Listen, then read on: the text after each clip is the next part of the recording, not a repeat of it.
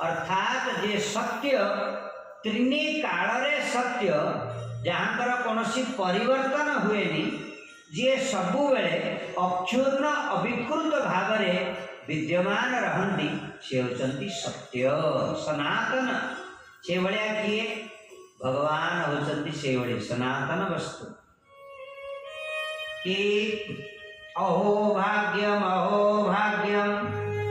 नंद गोप प्रजौकसा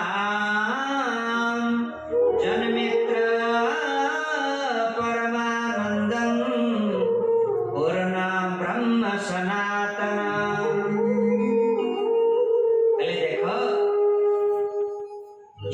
गंजाम जिला रंगेलुंडा कनिसी पंचायत अखिलेश्वर महादेव मंदिर प्रांगण में भागवत कथा कार्यक्रम आरंभ हो जाइछि। प्रथम दिन में भागवत कथा शुणा आखपाख अंचल प्राय 500 रु ऊर्ध्व भक्त उपस्थित रही। महाराज भक्ति वेदांत बोधायन महाराज भागवत कथा पारायण करथिबा बेले एमाने सहयोग करथिले।